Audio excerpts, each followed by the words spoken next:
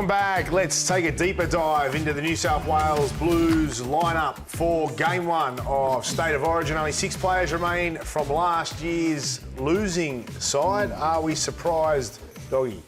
Not really. Braith, we lost. When I say we, I shouldn't say that. New South Wales lost last year. So you're not part of it now? Well, I've got to try to be a little bit objective. I don't think Laurie had any obligation or to be loyal. The blokes that he put trust in last year didn't do the job for him.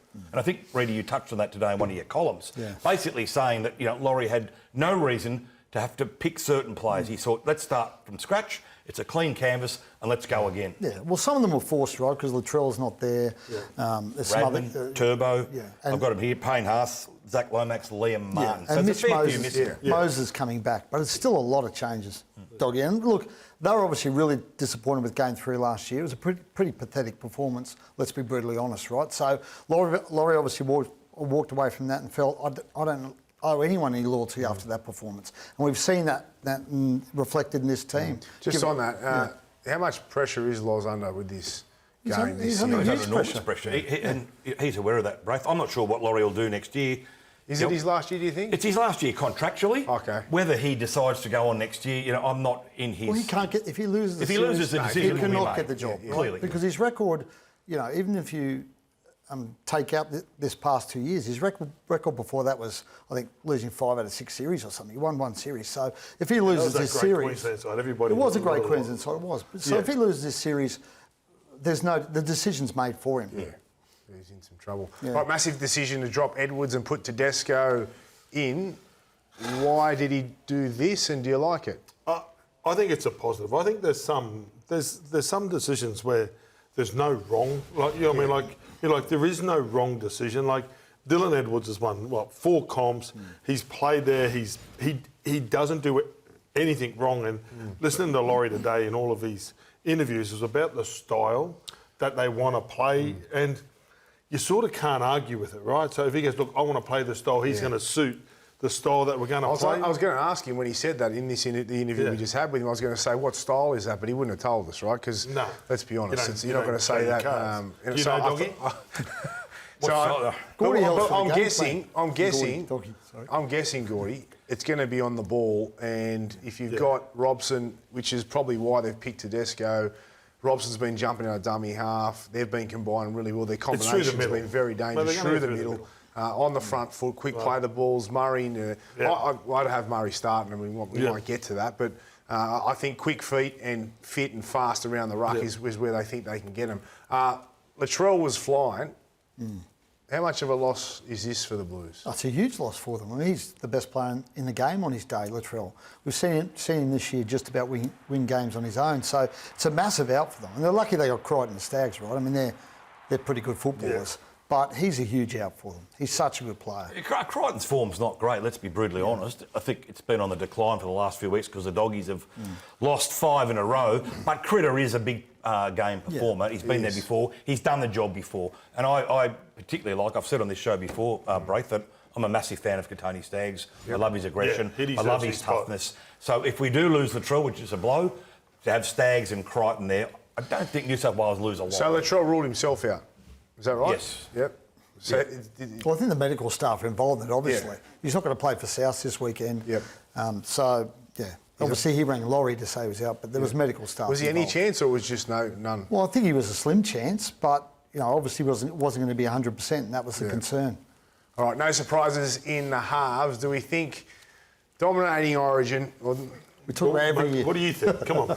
It's got to be on his mind. It has to be. It has to be. Yeah. Because he Nathan is the ultimate professional. Yeah. He's a sports nut, so he follows the NBA, NFL.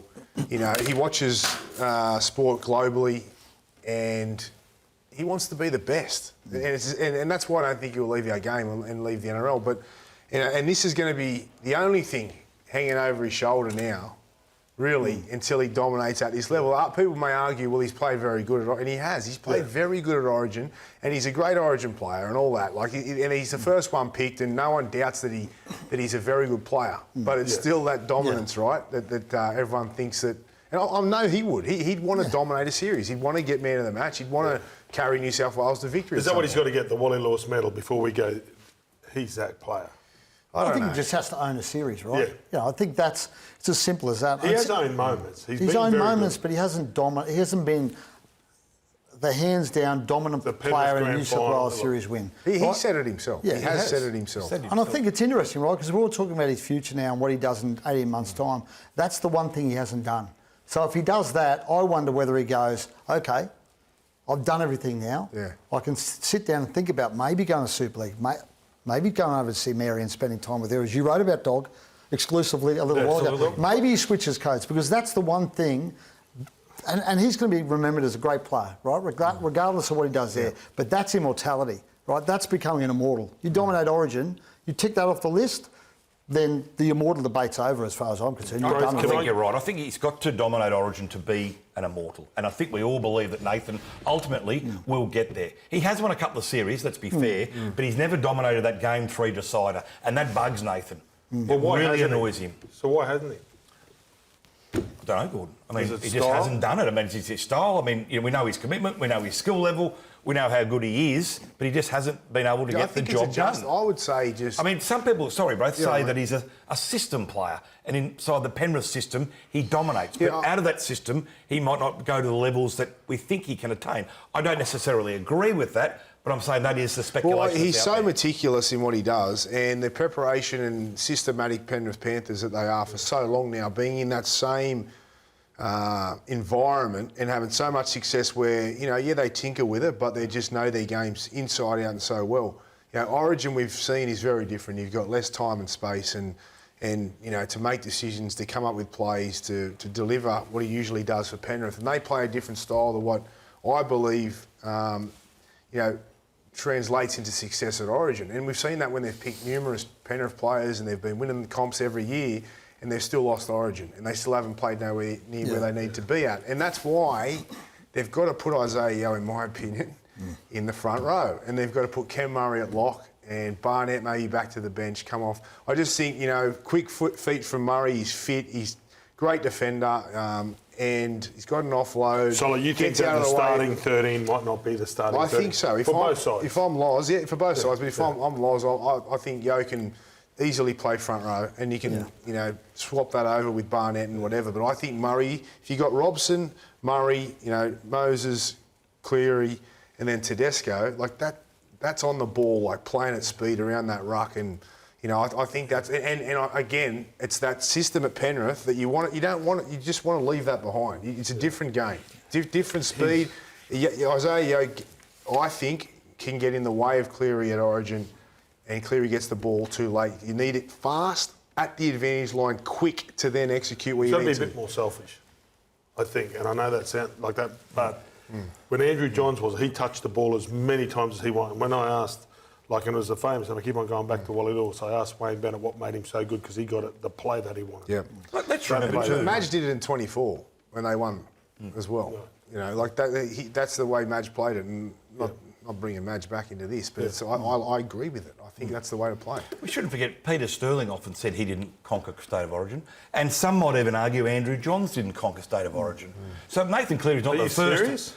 Well, Gordy, he played a lot off the bench. He played a lot Yeah, of... mate, but I played and against him. Andrew Johns is the best player I've seen, so it's not a knock on Joey. I'm just saying at that level, I think even Joey would say that he wasn't consistently dominating. And that's so why Nathan's not the first bloke. And that's a great point. That's why we're so hard on it now, and it's got so competitive, right, that Joey did have some games where he felt like he was unstoppable with him and Danny Badiris, and obviously Lockie. And there's some games when GI where they've had those moments. And I think Nathan is so unselfish with his team first mentality where, and I'm not saying that the other guys aren't, sometimes if he does do that, you know, and gets a little bit more selfish, but we might notice And it that was the emphasis with Joey when I played with him in that 2005 series where he dominated it completely, was service.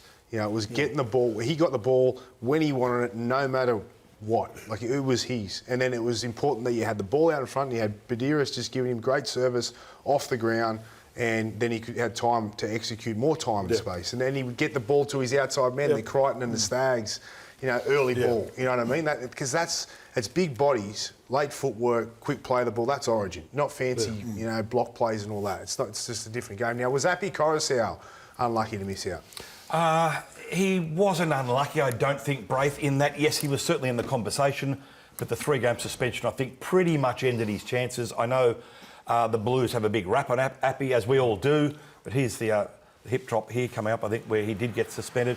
But look, right from the beginning, Laurie had a soft spot for Reece Robson.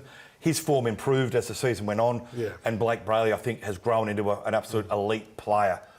So I think Appy just fell short, probably anyway, but the suspension nailed his chances. What about Keon, Kaloa-Matangi and Jackson Ford? Do we consider them unlucky? I do, yeah, because I saw it, Laurie, I'm sure Laurie got quoted today saying Jackson Ford was not in the team because he couldn't play on the edge. He's played about majority of his career on the edge. 39 games in the back row. So I didn't really understand that one from Laurie because, mate, he's been outstanding this year, Jackson Ford. So good for them. And that didn't make sense. He's a bigger body, Jackson Ford, too. Like, if you look at the Blues bench, you know, depending what they do with Murray and what I just spoke to You there. think Saifiti's a little bit lucky? I do. Yeah. And then he's been pretty good for Newcastle. Yeah, pretty good. But, I mean, like, to me, that's a bit out of left field. Yeah. But just a little bit, but...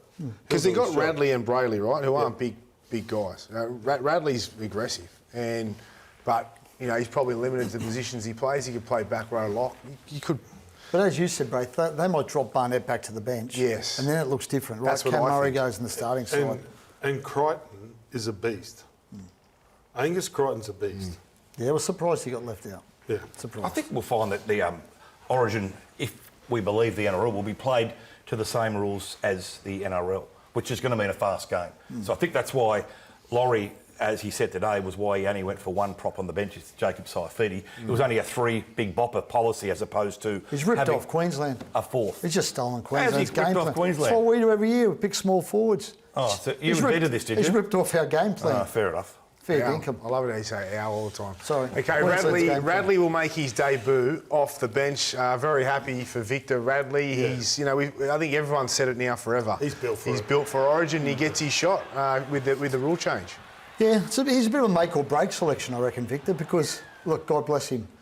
He does have a tendency at times to get a bit wound up and, you know, he's been sin-binned a bit over the course of his career and he's been charged a few times. So, look, I mean, if he gets it right, he's a difference maker. And he brings something not many other players in the game bring. But he's on the edge. But he can get it wrong. He's on the edge, but he'll compete. He'll get under your skin. He's a guy... He's a kindred spirit with you lunatic. No, but that's what you want, mate. You want blokes to push the envelope, to go to that red line, and they're the guys that are built for it. And Victor Radley, you know, when he did go to England, right, you're thinking, well, because he was in the squad, he was around the squad, and he gets suspended or he'd always miss out. And I'm thinking, that's one guy that I'd love to watch. Victor knows that, right? We spoke to him about it today. But can he control that? Well, he obviously thinks he can. My thing is, Laurie like, thinks he can. I want him to go and bash the shit out of Queensland, right? I want him to take their heads off. That's what we want, right? The fans want it. He's the hitman, right? We want him to go out there and just absolutely tear shreds off him. Like you used to do, Gordy. You know, they're like, well, that's what we want. But